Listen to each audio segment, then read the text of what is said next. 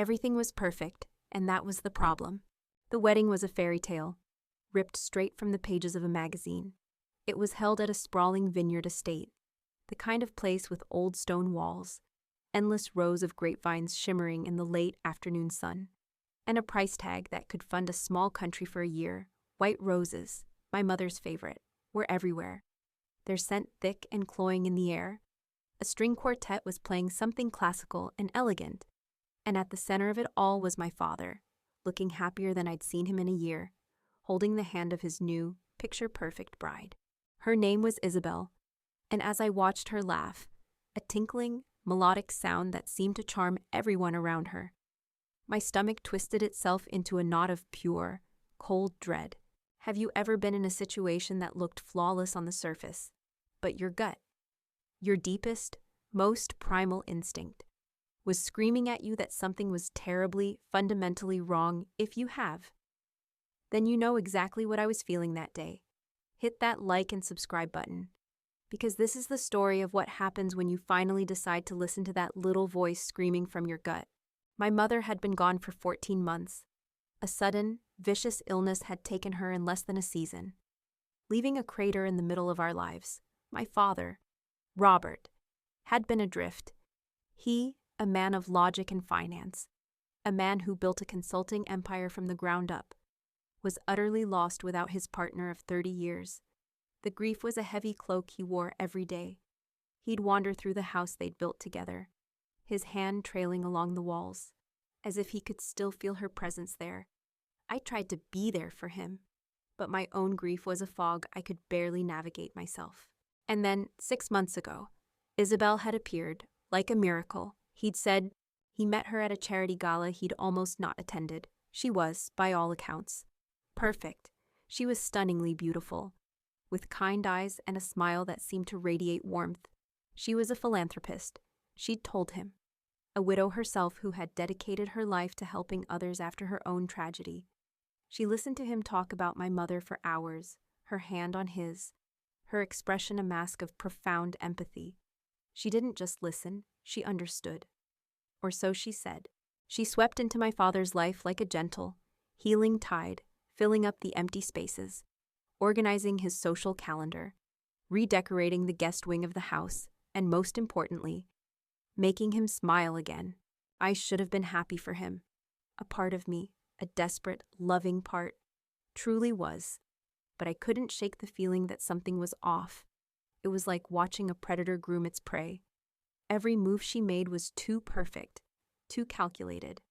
The way she'd tilt her head when he spoke, the way she'd touch his arm at just the right moment, the way her stories about her late husband were always vague on the details, but heavy on the emotion.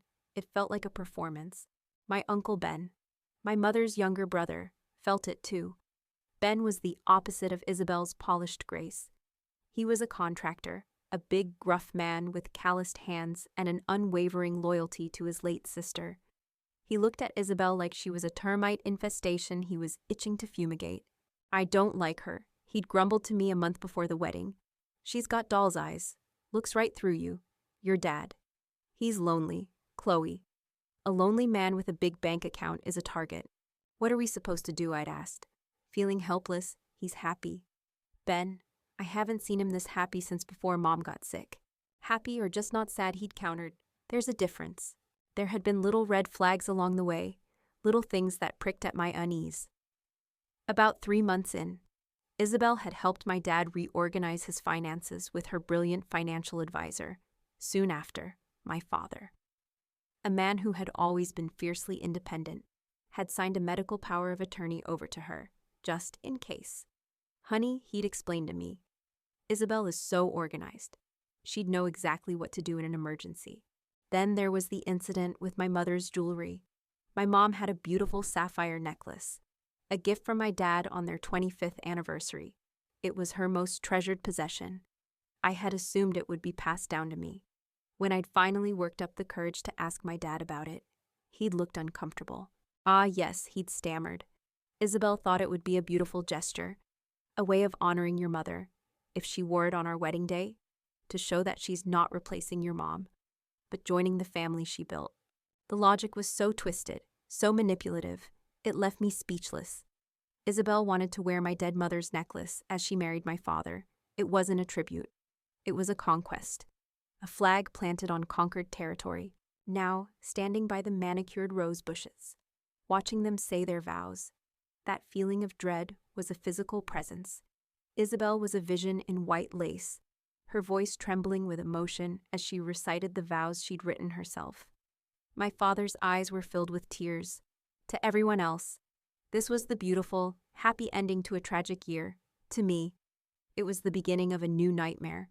The reception was even more opulent than the ceremony.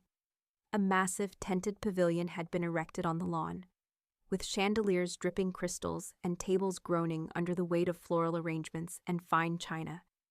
The string quartet played on. My father and Isabel made their grand entrance, gliding onto the dance floor for their first dance. He held her like she was the most precious thing in the world, his lifeline. She rested her head on his chest, a look of serene contentment on her face, but as she turned her head slightly, her eyes met mine across the room. For a fraction of a second, her serene smile tightened, and her eyes held a look of cold, possessive triumph. Then it was gone, replaced by the blushing bride persona, but I'd seen it. I found Uncle Ben by the bar. He was nursing a whiskey, his suit looking tight and uncomfortable on his broad frame. "You holding up, kid?" he asked, his voice a low rumble. "I'm trying," I said. "It all just feels so fast." "Fast is the point," he said, taking a sip of his drink. "Give a man time to think. He might just start thinking. Can't have that." He nodded towards the happy couple on the dance floor. "Look at him. He's hypnotized." It was true. My father seemed to exist only for her. He barely spoke to his own friends and colleagues, his attention wholly consumed by his new wife. She was his entire world. The dinner was a blur of exquisite food I couldn't taste. Then came the toasts.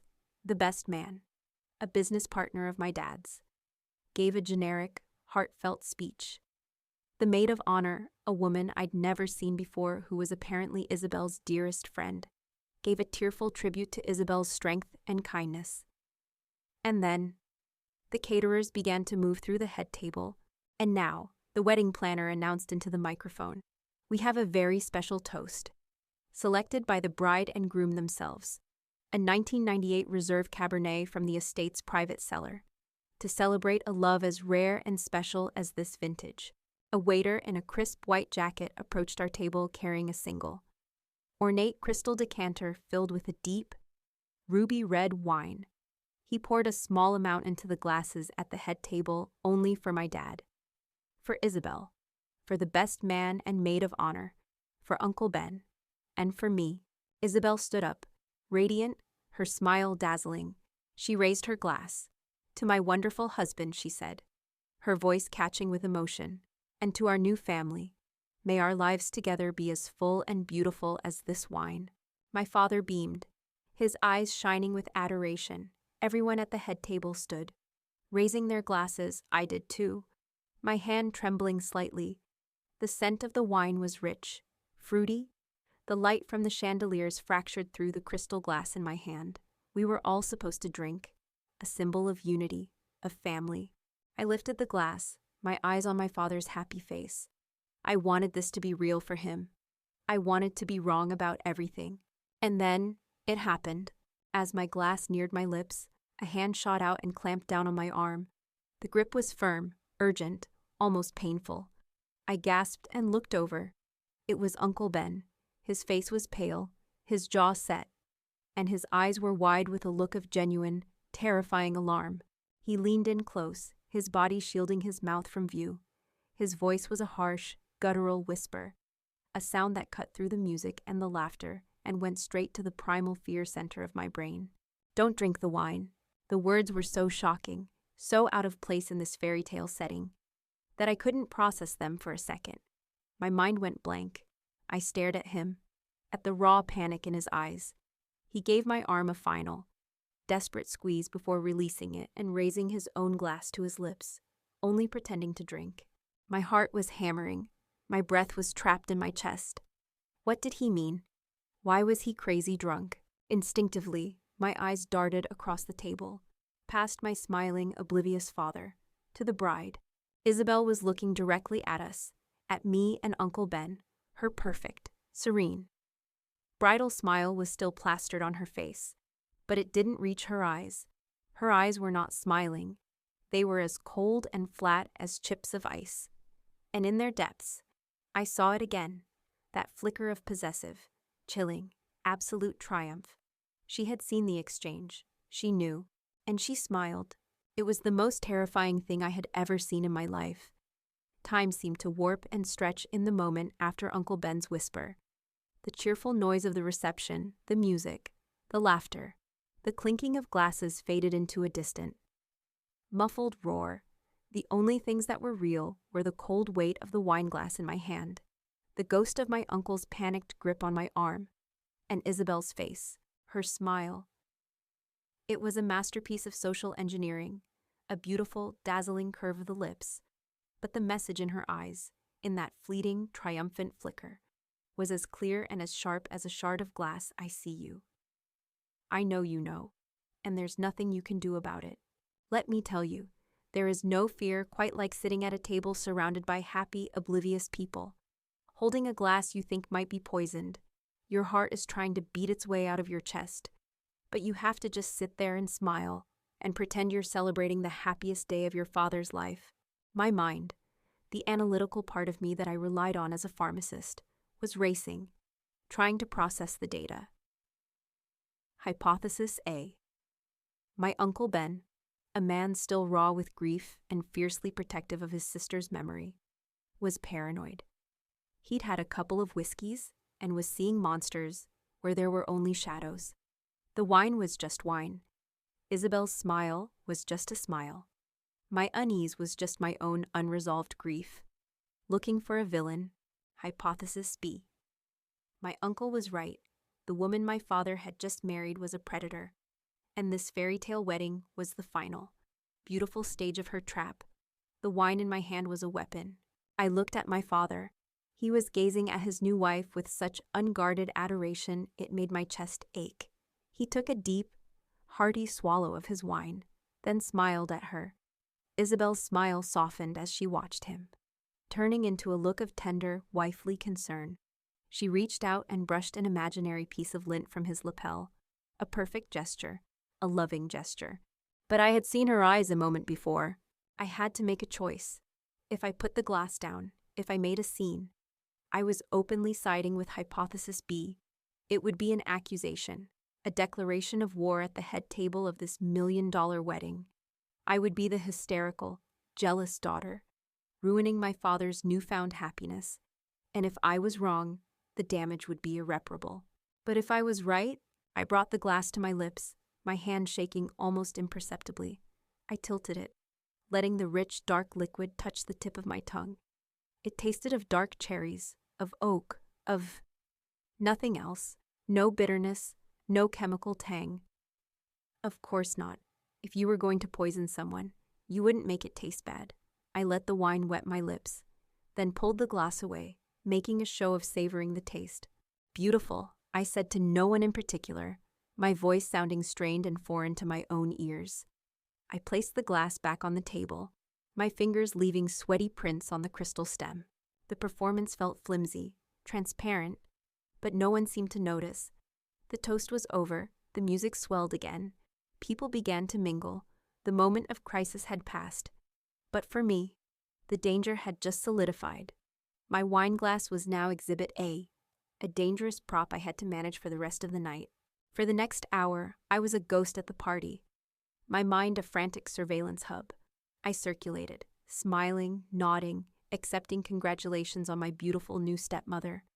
All the while, my senses were on high alert, focused entirely on Isabel and my father. The glass of red wine was my constant companion. I held it, swirled it, raised it as if to drink from it several times, but not another drop passed my lips. It was from the edge of the dance floor that I saw the first concrete piece of evidence that supported Hypothesis B. An old family friend, a boisterous man named George, came up to congratulate my dad, clapping him heartily on the back. My dad, caught off guard, stumbled slightly, and a small amount of the red wine sloshed out of his glass onto the white tablecloth. I saw a flash of something in Isabel's eyes. It wasn't annoyance at the stain. It was pure, undiluted panic. It was there for only a nanosecond before being papered over with a tinkling laugh and a charming, "Oh, George, you old bear." But I saw it. It was the look of a chemist whose precisely measured experiment has just been compromised. She wasn't worried about a spilled drink. She was worried about the dose. She quickly procured a napkin and began dabbing at my father's glass, her fingers proprietary, as if ensuring not another precious drop was lost. My blood ran cold. I needed to find Uncle Ben, but he was nowhere to be seen. I scanned the crowd, my anxiety rising. Had he left? Had she done something? No, there he was, near the grand entrance, trying to make his way over to my father. He had a look of grim determination on his face. He was going to try to intervene. I watched, my heart pounding, as the scene played out like a chess match. Ben took 2 steps towards my dad. Isabel, who had her back to him, somehow sensed his approach, with a masterful pivot. She looped her arm through my father's. "Oh, darling," she said, her voice carrying across the floor.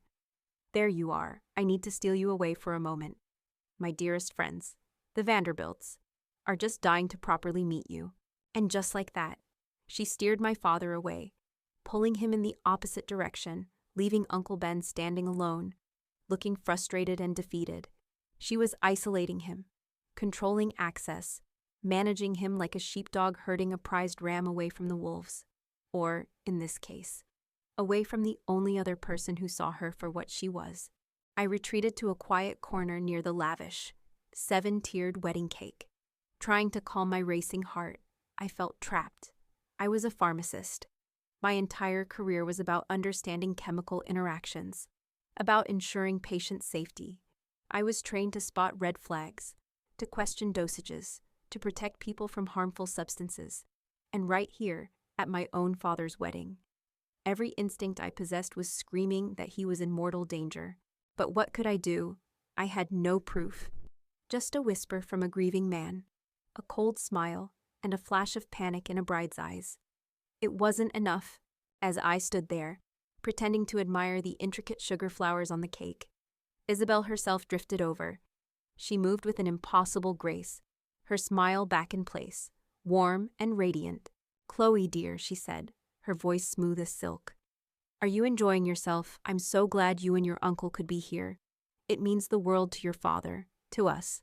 "It's a beautiful wedding, Isabel," I said, my own voice a marvel of forced composure. "You thought of everything." "I do try," she said, with a little self-deprecating laugh. She reached out and adjusted a sugar leaf on the cake, her back to me for a moment. As she did, her small beaded clutch, which had been tucked under her arm, slipped. She fumbled for it, and for a split second, the contents were visible. It was a glimpse so fast I almost convinced myself I'd imagined it. Amidst the satin lining, a lipstick, and a small mirror, was something else. A small, clear glass vial, no bigger than my pinky finger, with a dark rubber stopper. It was the kind of vial we used in the pharmacy for sterile injectables or potent liquid medications. It was there, and then it was gone, swallowed by the clutch as she snapped it shut. My breath hitched, my mind reeled. What was in it? Was it the source of the drug, or was it an antidote? An emergency medication for a condition she claimed to have, to explain away any symptoms. My thoughts were a chaotic jumble. She turned back to me, her smile unwavering, but her eyes were sharp, analytical. "Are you all right? Dear, you look a little pale. Perhaps you should have some more wine. It really is exquisite." She was testing me, taunting me. "No, thank you," I said, holding up my still mostly full glass. "I'm savoring this one. It's too good to rush." Her smile tightened by a millimeter. "Of course." She patted my arm, a gesture that was meant to look maternal but felt like a threat. "Well, I must go mingle. So lovely to chat." And she glided away, leaving me standing there, my legs feeling like they might give out. That was it. The final piece of data, the vial. It wasn't my imagination, it wasn't paranoia. This was real. The carefully constructed logic of my world, a world of evidence and proof and rational explanations, had shattered. I was in a place where fairy tale weddings concealed murderous plots, where love was a mask for greed, and where my father was dancing with a woman who was very likely planning to kill him. My fear, which had been a cold, churning sea, now began to crystallize into something else, something hard and sharp, anger and determination. I was no longer a grieving daughter or a confused guest. I was a witness, and I was the only one who could do something about it. I set my glass of poisoned wine down on a passing waiter's tray, a silent gesture of farewell to my role as a passive observer. I had to find Uncle Ben. I had to know what he knew. I had to get my father out of here. My eyes scanned the crowded room, a predator, now myself, hunting for the one ally I had in this beautiful, terrifying room. My mission was singular: find Uncle Ben. I scanned the pavilion, a sea of pastel dresses and dark suits. The string quartet had been replaced by a live band, and the music was louder now, more insistent. The dance floor was full. I saw my father, still attached to Isabel's side, laughing with a group of people I didn't recognize her people.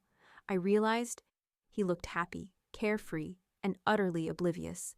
A lamb being led to the slaughter by a smiling butcher.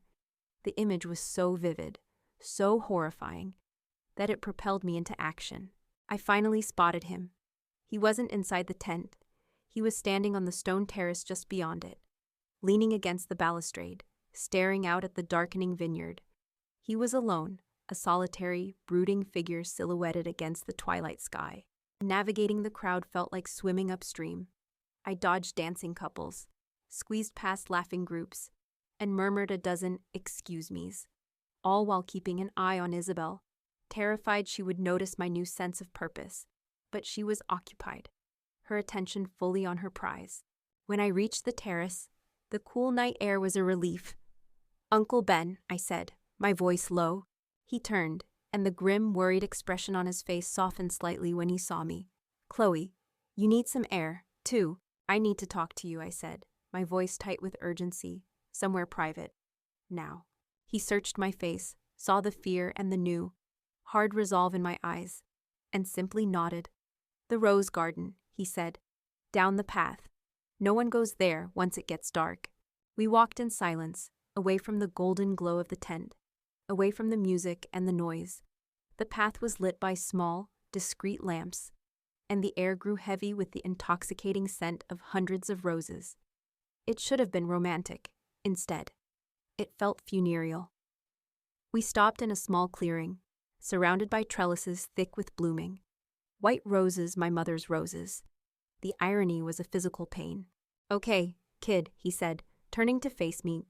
"What's going on? You looked like you'd seen a ghost back there." "I think I did," I whispered. "You were right, Ben, about the wine, about her." I told him everything, the words tumbling out of me in a frantic rush. I told him about the flash of panic in Isabel's eyes when Dad spilled his drink. I told him how she'd steered Dad away from him. And I told him about the vial. A small glass vial, Ben, with a rubber stopper, the kind they use for sterile medicines. She had it in her purse. He didn't look surprised. He just looked tired. A deep, weary sadness settled over his features, aging him a decade in a matter of seconds. He ran a hand over his face and let out a long, heavy sigh. "I was hoping I was wrong," he said, his voice rough with emotion. "I swear to God, Chloe, I was praying I was just a crazy, bitter old man." "What is it?" I pressed, grabbing his arm. "What do you know? That warning wasn't just a hunch. You know something." He looked away, towards the faint lights of the wedding pavilion. "Your father, he wouldn't listen to me," he said, his voice full of regret. "After he announced the engagement, I tried to talk to him. I told him it was too fast, that this woman seemed too good to be true. He accused me of being stuck in the past, of not wanting him to be happy. He told me I was dishonoring your mother's memory by not welcoming the woman who was saving him from his grief." He shook his head, a bitter, self-deprecating motion. "He's a smart man, your dad. But he's a fool when it comes to his heart. Always has been. I knew I couldn't get through to him with just opinions. I needed facts." He finally met my eyes, and what I saw there chilled me to the bone. "So I did something your dad is going to hate me for," he said, "a month ago. I hired a private investigator. The words hung in the air between us. A private investigator. This was real. This was a nightmare. His name is Richard Sterling, Ben continued. His voice now flat, methodical, like a detective reading from a case file. He's a retired cop. Very discreet, very thorough. I gave him Isabel's name and what little backstory she'd given your dad. It wasn't much to go on, but it was enough. He took a deep breath. Her name isn't Isabel Laurent, not originally. She was born Isabella Sanchez. Isabel Laurent is the name she took after her second husband died. My stomach dropped. Second. Oh, yeah, Ben said, his voice laced with venom. There have been others. Sterling found two. The first was a man named Arthur Finch, a retired tech executive from Scottsdale, Arizona. He was 68 years old, recently widowed, worth about $5 million. Isabella Sanchez, a home health care aide 25 years his junior, started caring for him. 6 months later, they were married. He paused, letting the parallel sink in. It was our story, my father's story. And then I whispered, though I already knew the answer. A year and a half after the wedding, Arthur Finch, a man with no prior history of serious heart trouble, died of a massive coronary event, Ben recited. The words sounding clinical and obscene. His children from his first marriage were suspicious. They contested the will, but he had updated it right after the wedding, leaving everything, every last penny, to his beloved wife. Isabella. There was no proof of foul play. The autopsy showed a heart attack. She walked away with $5 million. I felt dizzy. I leaned against a stone bench, the cold seeping through my dress. After that, Ben went on, his voice relentless. She disappeared for a while. Then she surfaced in Palm Beach, Florida, new hair color, new name, Isabel Laurent. She was a grief counselor volunteering at a local hospice, and that's where she met husband number 2, Marcus Thorne, a 72-year-old real estate mogul. Grieving the loss of his wife of 50 years, he was worth upwards of $20 million. Don't, I pleaded, my voice breaking. Ben, don't. You need to hear this, Chloe, he said, his tone softening slightly, but still firm. You need to know what we're dealing with. It was the same playbook. Whirlwind romance, a lavish wedding. She became the new beneficiary on all his accounts, his life insurance, everything. And almost 2 years to the day after they were married, Marcus Thorne, an avid tennis player, dropped dead on the court from a sudden cardiac arrhythmia. His doctors were baffled. He'd had a full physical a month before and was given a clean bill of health. He let the silence hang in the rose garden, a thick, suffocating blanket.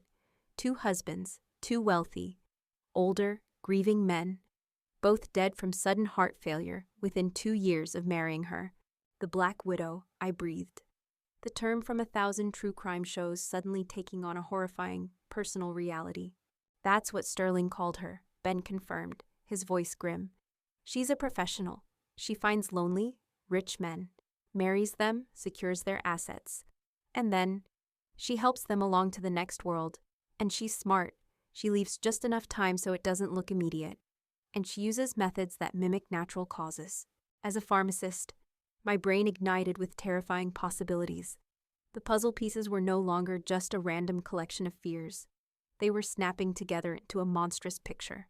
It can be done, I said, thinking aloud, my professional mind taking over from the terrified daughter. Certain drugs, potassium chloride, digoxin, beta blockers, especially if the target is already on medication for something like high blood pressure. Your dad takes lisinopril every morning, Ben said quietly. I looked at him, my eyes wide with horror. A beta blocker overdose in a man already taking an ACE inhibitor. It could cause severe bradycardia, a catastrophic drop in blood pressure. It would look exactly like a massive heart attack or a fatal arrhythmia. It would be almost untraceable in a standard autopsy, unless you were specifically looking for a massive overdose of his own prescription. And the wine, the special wine, served only to the head table, a controlled delivery system. The vial I saw, it could have contained a concentrated, tasteless solution, a solution that would turn a celebratory glass of wine into a death sentence. The full scope of her plan hit me with the force of a physical blow. She marries him. She's the beneficiary of his will, his power of attorney. She poisons him. Not to kill him instantly, but to induce a cardiac event. If he dies, she inherits everything. If he survives but is incapacitated, a stroke, brain damage from lack of oxygen, she has full control of his life and his fortune. It was a perfect, diabolical, win-win scenario for her. The fear I'd been feeling was gone, burned away by a white-hot, protective fury. This wasn't just about money anymore. This was about my father's life. This woman, this monster, was dancing and laughing in a tent 100 yards away, celebrating her marriage to a man she was actively trying to murder. "We have to get him out of there," I said, my voice low and shaking with rage. "We have to stop this." How? Ben asked, his voice laced with despair. "We walk in there and accuse her. Your dad will never believe us. He'll think we're crazy. She'll play the victim, the heartbroken bride whose special day is being ruined by her jealous, bitter new family. We have no proof, Chloe. Just the report from a PI your dad will see as a betrayal." "The wine," I said, my mind racing. "The wine is the proof?" I told him about Dad spilling his drink, and how I'd disposed of my own glass. "His glass is still on the table. It's the only real evidence we have, if I can get a sample of it. I can test it. My lab at the university. I have friends there. We can run a mass spectrometry analysis. It would tell us exactly what's in it." Ben's eyes lit up with a flicker of hope. "But how do we get it?" "She's watching him like a hawk." "I don't know," I admitted, "but we have to. It's the only way." We stood there for a moment.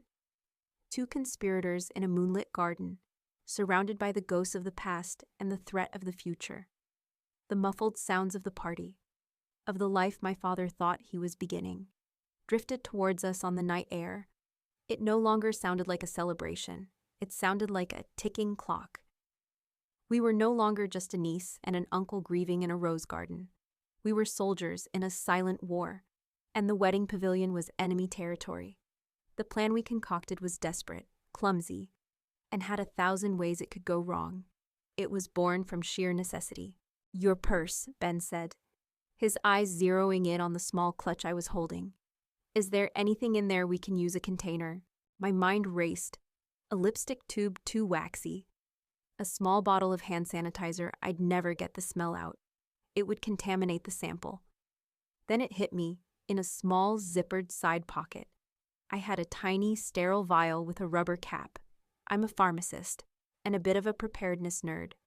I always carry a tiny emergency kit with a few single-dose painkillers, antihistamines, and one empty, sterile vial. Just in case. It was perfect, clean, secure, and small enough to conceal in my palm. "I have something," I said, my voice barely a whisper. "But we need a distraction, a big one, and we need a clean glass of the same wine to swap out." "I'll be the distraction," Ben said, without hesitation, a grim look on his face. "I'm good at making a scene. You just focus on the switch. Get the clean glass from the bar. I'll watch for your signal." "What's the signal?" "When you go to hug your dad," he said. "That's when all hell will break loose behind him." It was a plan with the finesse of a sledgehammer, but it was all we had. Walking back into that tent was one of the hardest things I've ever done. The golden light, which had seemed warm and inviting an hour ago, now felt harsh and interrogating. The music seemed to mock me. Every smiling face was a potential witness. Every shadow a place for a predator to hide. Isabel was standing near the dance floor, holding court, looking every bit the radiant, beloved bride. Seeing her now, knowing what lay beneath that beautiful facade, made my skin crawl. She was a Venus flytrap, beautiful and deadly, and my father was already caught in her leaves. My first stop was the bar. I had to act normal, casual. My heart was a wild bird beating against my ribs. "Could I have a glass of the Reserve Cabernet, please?" I asked the bartender, trying to keep my voice light. "The one from the toast. It was so amazing. I'd love another." The bartender, a young man with a polite smile, nodded. "Of course, it's the bride's special selection." He reached for a new bottle. Not the decanter from the head table. Good. This would be a clean source. He poured the wine into a fresh glass, identical to the one my father was using. I wrapped a napkin around the stem, my palms sweating too much to trust my grip. "Thank you," I said, forcing a smile. Now for the hard part. I started making my way towards the head table, the clean glass of wine in one hand, my clutch containing the empty vial in the other. I felt 100 pairs of eyes on me. Though I knew it was just my own paranoia, I located my father, still seated, laughing at something the best man said. Isabel was beside him, her hand resting possessively on his shoulder. I looked past them and saw Ben, standing near a waiter's station, pretending to examine a floral arrangement. He saw me approaching. I saw his shoulders tense. He was in position. My mouth was dry. I felt like I was walking a tightrope over a canyon. One wrong move, one flicker of fear in my eyes, and Isabel would know. I reached the table. "Dad," I said, my voice coming out stronger than I expected. He looked up, his face breaking into a warm, happy smile.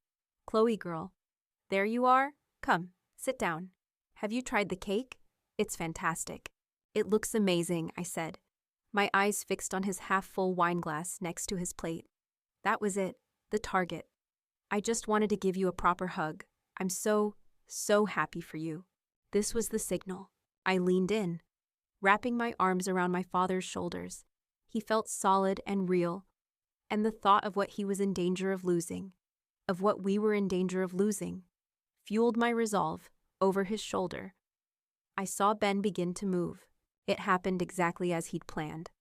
Ben took a step back, turning clumsily and colliding with a young waiter who was passing behind him with a full tray of champagne flutes and water goblets. The sound was shockingly loud, a deafening crash of shattering glass and the wet, percussive sound of liquid hitting the floor. It was a symphony of chaos. Gasps erupted from the nearby tables. People jumped to their feet. The band faltered, hitting a sour note. Every single person within a 30-foot radius, including Isabel and my father, whipped their heads around to look at the source of the commotion. The young waiter was standing there, horrified, amidst a sea of broken glass and spreading puddles. Uncle Ben was instantly by his side, profusely apologetic, playing the part of the bumbling oaf perfectly. "Oh my goodness, son. I am so sorry I wasn't looking where I was going. Are you all right? Did you get cut?" It was the perfect distraction, and it was my only chance. In that split second, while every eye was turned, my body moved on pure adrenaline, my left hand, holding the clean glass of wine, set it down on the table. My right hand shot out. I grabbed my father's glass. With my thumb, I popped the cap off the vial hidden in my clutch. I tipped a small amount of the dark red wine from his glass into the vial, a perfect 5-milliliter sample. I snapped the cap back on. I dropped the vial back into my purse and snapped it shut. Then I put my father's now drugged wine glass down on the floor behind his chair, as if it had been knocked over in the commotion, in its place on the table. I put the clean glass I'd brought from the bar. The entire sequence took less than 4 seconds. My hands were a blur of motion, my mind a zone of pure, cold focus. I pulled back from hugging my father, my own expression a mask of wide-eyed surprise. "Oh my goodness, what happened?" "Some fellow just knocked over a whole tray of drinks," my dad said. Turning back to me, he was completely oblivious. What a mess. But Isabel wasn't. As the staff rushed over to clean up the broken glass, and Uncle Ben continued to loudly flap and apologize to the poor waiter, she turned her head back towards the table, and her eyes, those cold, calculating doll's eyes, locked directly onto mine. My heart stopped. The blood roared in my ears. She hadn't been completely distracted. She had seen something. She couldn't know what I'd done, not exactly, but her gaze was sharp, suspicious, questioning. It was a silent, high-stakes interrogation. "What were you just doing?" I held her gaze. I forced myself not to look away, not to show any fear. I widened my eyes in a performance of shared shock at the commotion. I shook my head slightly, as if to say, "Can you believe the drama?" For what felt like an eternity, we stared at each other, her, with her piercing, reptilian stillness, and me, with my frantic, beating heart hidden behind a carefully constructed facade. I could feel the vial in my clutch, a tiny, heavy weight that was both my salvation and my damnation if I was discovered. Finally, a waiter came to clear the mess around our feet, and in doing so, he picked up the drugged wine glass I'd placed on the floor. "So sorry about this. Folks," he said. Before disappearing with the evidence, it was gone. The original glass was gone forever. The tiny movement broke our standoff. Isabel's expression softened back into her serene mask. She gave me a tight, saccharine smile. "Well," she said, her voice a little too bright, "it seems we've lost a glass of wine. No matter, there's plenty more." She turned back to my father, but I knew, with absolute certainty, that I was now on her radar. I was no longer just the inconvenient daughter. I was a threat. I needed to get away. "Excuse me," I mumbled. "I think I got some champagne on my dress. I'm just going to the ladies' room." I fled from the table, my legs unsteady. I didn't stop until I was safely locked inside a stall in the women's restroom, my back against the cool marble. I took deep, shuddering breaths. My hands were shaking so badly I could barely open my clutch. I pulled out the vial. It was so small. Just a tiny cylinder of glass containing a splash of dark red liquid. But it was the truth. It was the proof. It was the poison. Holding it in my hand, I felt a terrifying, exhilarating surge of power. The fear was still there, a cold knot in my stomach, but it was now overlaid with a sense of grim triumph. The heist had worked. The sample was secure. I slipped the vial back into the deepest corner of my purse and took a moment to look at myself in the mirror. My face was pale, my eyes huge and dark. I didn't look like a wedding guest. I looked like a soldier who had just made it back from a dangerous mission behind enemy lines. The game had changed. I was no longer just observing. I was armed. I had the weapon that could bring her down. The only question now was how and when to use it. The poison was in my purse, and the Black Widow had no idea she'd just been bitten back. I walked out of the ladies' room a different woman. The trembling, terrified girl who had fled the reception tent was gone. In her place was someone I barely recognized. A woman with a core of ice-cold fury and a singular, chilling purpose. The vial in my purse was a tiny, heavy anchor, holding me steady in a sea of chaos. It was my truth, my weapon, my verdict. I rejoined the party, my movements now deliberate and smooth. I smiled at guests who spoke to me, my expression a carefully rehearsed mask of polite interest, but my eyes were constantly scanning, tracking, assessing. I was a predator now. 2. I was hunting for the perfect moment. I saw Uncle Ben standing by a pillar, watching me. His face was a mess of anxiety. I met his gaze and gave him the slightest, almost imperceptible nod. A message passed between us in that silent look. "I have it. It's time. Back me up." A flicker of grim relief crossed his face. He understood. The moment came, as I knew it would, with the announcement of the cake. The band finished a lively song with a flourish. The wedding planner, a woman with a clipboard and a permanently stressed smile, stepped up to the microphone.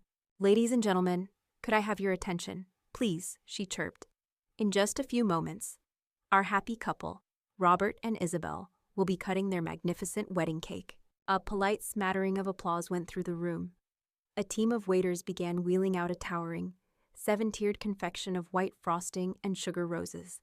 My father stood up, beaming, and reached for Isabel's hand. She rose gracefully, her smile dazzling, ready for the next perfect photo opportunity in her perfectly staged day. This was it. It was now or never. Before the planner could continue, I began walking towards the stage, not hesitantly, but with a firm, purposeful stride. I could feel Ben moving in parallel, positioning himself near the head table, near my father. The wedding planner saw me approaching the stage and her smile faltered.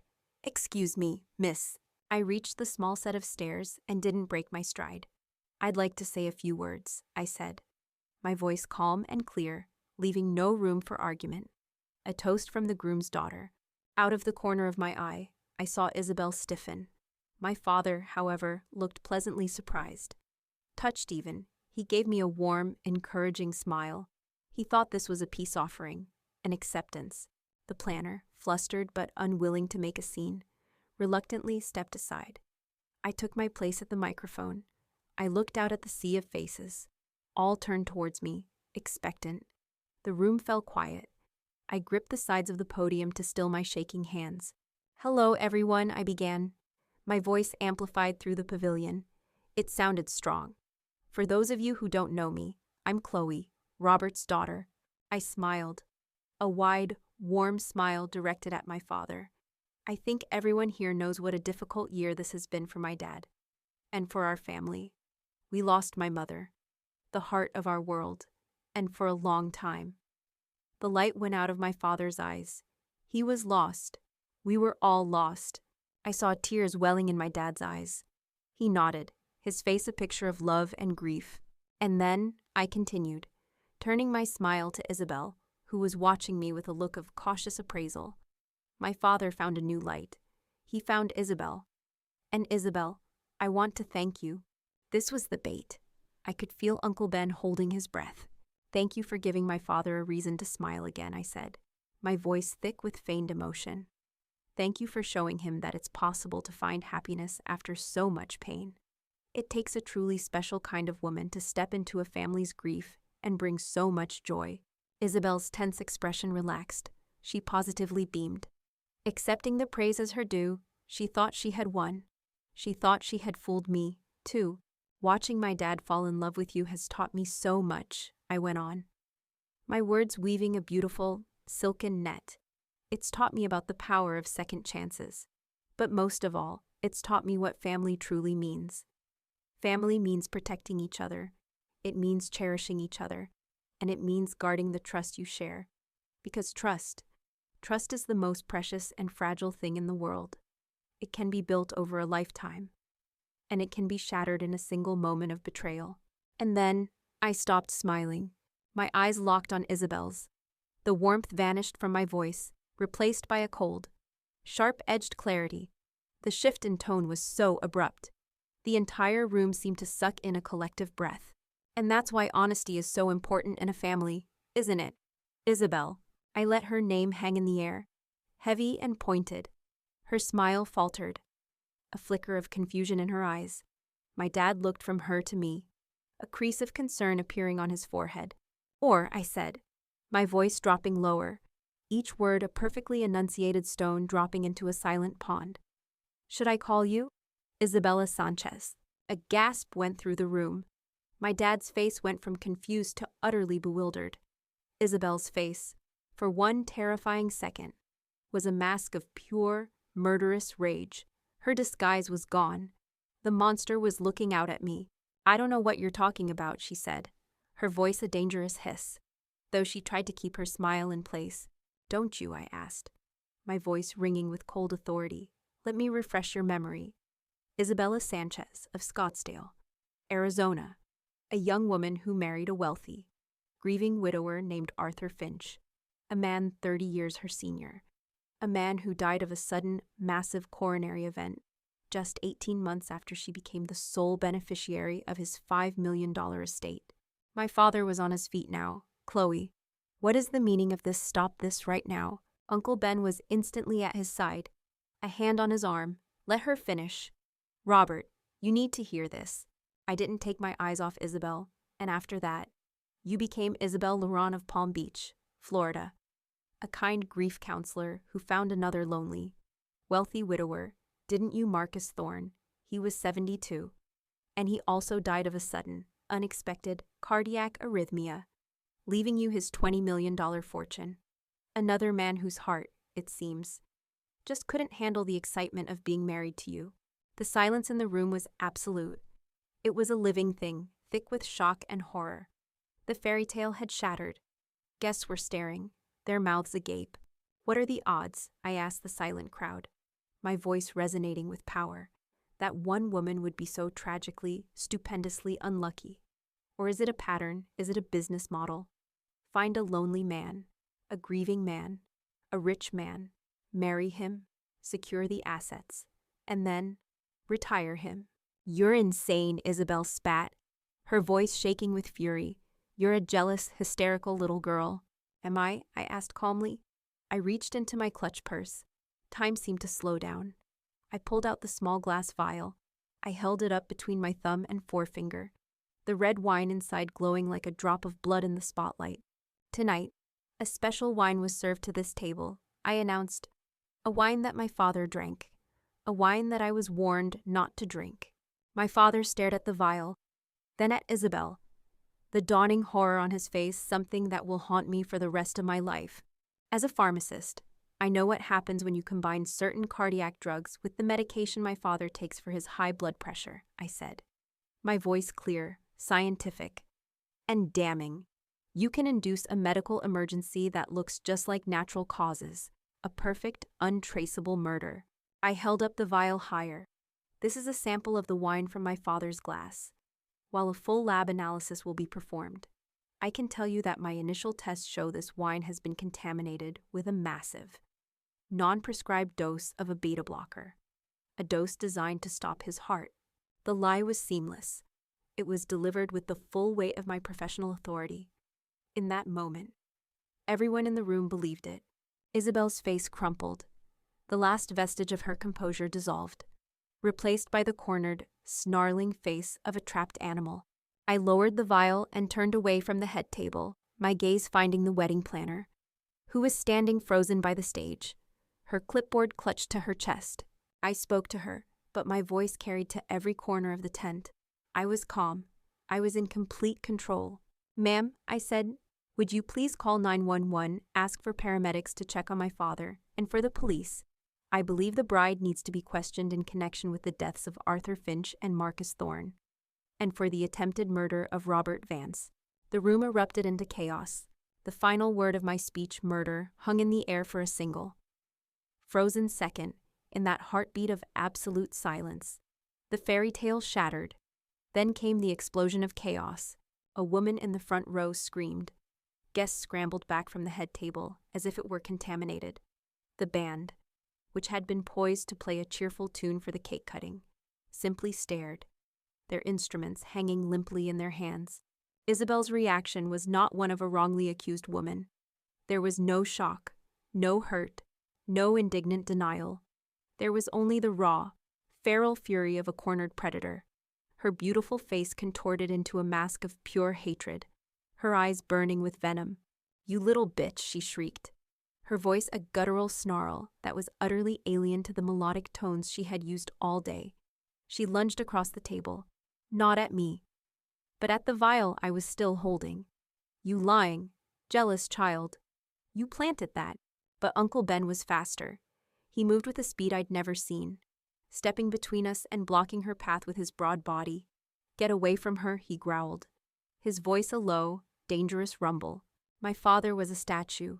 He stood frozen between his daughter, who had just accused his wife of murder, and his wife, who was now screaming obscenities and trying to claw her way past his brother-in-law. His face was a canvas of utter devastation. The love, the joy, the hope, it all drained away, leaving behind the gray, hollow shock of a man whose world had just been demolished. He looked at Isabel, truly looked at her, and for the first time, he wasn't seeing the charming, empathetic woman he loved. He was seeing the snarling, frantic creature she had become. He saw the truth. The wedding planner, to her credit, was already on the phone, her voice a high-pitched, panicked squeak. "Yes, police and an ambulance." "I don't know, just get here." Isabel, realizing she was trapped, tried a different tactic. Her rage collapsed into a torrent of hysterical, theatrical sobs. "Robert, darling, look what she's doing," she cried, reaching a hand out to him. "She's always hated me. She's trying to ruin our happiness. Don't let her do this to us." But it was too late. The mask had slipped too far, for too long. My father simply stared at her, his expression vacant, his heart, I imagined, shattering into a million pieces. The flashing lights of red and blue sweeping across the pristine white tent felt like an alien invasion. The arrival of uniformed police officers and paramedics was a brutal, clinical intrusion into what was supposed to be a sacred celebration. They moved with a calm efficiency that was a stark contrast to the hysteria and confusion around them. I handed the vial to the first police officer who approached me. "I'm a licensed pharmacist," I said, my voice steady. "I believe this wine contains a toxic dose of a cardiac medication, the bride, Isabel Laurent, or, as she was formerly known, Isabella Sanchez." has had 2 previous wealthy husbands die of sudden cardiac events under suspicious circumstances. You'll want to contact the police departments in Scottsdale, Arizona, and Palm Beach, Florida. I laid out the facts calmly and concisely. I gave them the name of Ben's private investigator. I was no longer an emotional daughter. I was a credible witness providing a statement. They took Isabel aside. She didn't go quietly. She screamed, she cried, she accused. But the fight had gone out of her. It was the desperate thrashing of an animal caught in a trap. The paramedics insisted on checking my father's vitals. He submitted numbly, his eyes still fixed on the woman being escorted towards a police car, her white lace wedding dress looking grotesque and absurd under the flashing emergency lights. He was physically fine. The wine he drank was clean. My gambit had worked. But he was in a state of profound shock. Leaving the wedding felt like evacuating a disaster zone. Uncle Ben and I flanked my father, each of us holding one of his arms, practically carrying him to Ben's car. He was wrapped in a coarse blanket a paramedic had given him, shivering despite the warm night air. We drove away from the vineyard, leaving behind a shattered fairy tale, a 7-tiered cake that would never be eaten, and a lifetime of lies. The months that followed were quiet and gray. There was no magic recovery. My father's grief this time was, in some ways, deeper than when my mother had died. That had been a tragedy. This was a betrayal. It was a violation of his trust, his heart, and his judgment. He had to confront the ugly truth that his loneliness had made him a mark, and his desperation for happiness had made him blind. Isabel, or Isabella, was a fighter. The vial from the wedding, the one I'd secured, was of course tested and found to be clean wine, just as I knew it would be.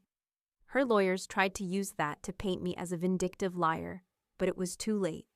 My speech had been the spark that lit the fire. The testimony of the PA, combined with the sudden reevaluation of the cases by the police in Arizona and Florida, created a mountain of circumstantial evidence. They exhumed the bodies of Arthur Finch and Marcus Thorne. The science had improved in the years since their deaths, and the new, more sophisticated toxicology reports found what the first ones had missed. The game was over. There were long, quiet evenings in my father's house, a house that now felt cavernous and sad. For weeks, he barely spoke. He'd just sit in his armchair, staring at a photo of my mother. The shame and heartbreak, a palpable weight in the room. Uncle Ben and I became a team, a quiet support system. We made sure he ate. We handled the lawyers. We were the family he had. The real family that was left after the illusion had burned away. The first real conversation I had with my dad was about 2 months after the wedding. I found him in his study, holding the wedding invitation in his hand. "I was a fool," he whispered, his voice thick. "You were lonely," I corrected him gently. "And you wanted to be happy. She exploited that." He finally looked at me, his eyes full of a pain that tore at my own heart. "I didn't listen to you, Chloe, or to Ben. I was so angry with you both for not seeing what I saw. But I was the one who was blind." He shook his head, a single tear tracing a path down his cheek. "I am so sorry for not trusting you, for not protecting you, for not protecting our family."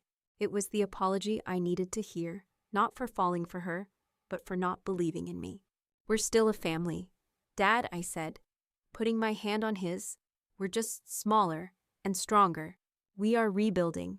It's a slow, painstaking process. Some days are better than others, but we are talking, really talking. For the first time in years, he asks about my work, and he really listens. He and Uncle Ben have started having dinner together every Tuesday, 2 grieving men finding their way back to each other through the memory of the woman they both loved. The foundation of our family is being relaid, this time with the solid, unbreakable bedrock of honesty. I learned something profound that day. Sometimes, protecting the people you love isn't about maintaining a happy illusion. Sometimes, the most loving thing you can do is be the one brave enough, the one strong enough, to shatter it, to burn the fairy tale to the ground to save the person trapped inside. It's a terrible, painful, and necessary act of love. And so, to all of you listening, this is what I want to leave you with. Your instincts are real, that little voice in your gut that tells you something is wrong. Even when everything looks perfect, It is the oldest and wisest part of you. Listen to it. Trust it. The world will tell you you're being dramatic, or jealous, or cynical. People, sometimes the people you love most, will ask you to ignore what you see and believe the beautiful story they want to be true. But you are the guardian of your own truth. Thank you for being here with me and letting me share this. If you have ever had to trust your gut against all odds, or fight to protect someone you love, I would be honored if you shared your story in the comments below. Hit that subscribe button if you want to hear more. And always remember, sometimes the bravest, most loving thing you can do for yourself and for your family is refuse to drink the wine.